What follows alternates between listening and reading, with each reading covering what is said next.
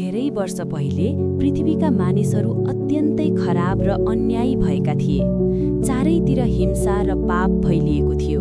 तर ती सबै मानिसहरूबीच नोआ नामका एक धर्मी र परमेश्वरमा विश्वास गर्ने मानिस थिए। परमेश्वरले नोआलाई भन्नुभयो, पृथ्वीमा ठूलो जलप्रलय आउनेछ।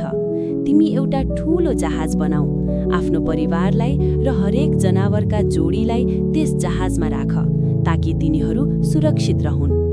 नोआले परमेश्वरको आज्ञा मान्दै ठूलो जहाज बनाए। समय आएपछि नोआ, उनको परिवार र धेरै जनावरहरू जहाजभित्र पसे।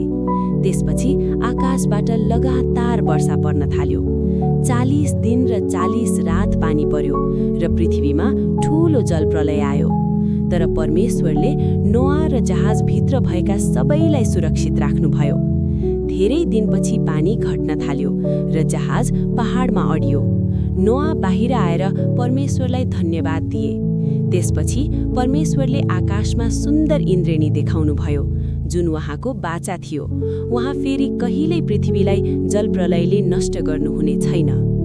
परमेश्वरप्रति विश्वास राख्ने र उहाँको आज्ञा मान्ने मानिस सधैँ सही बाटोमा रहन्छ र अन्ततः परमेश्वरको सुरक्षा र आशीष पाउँछ।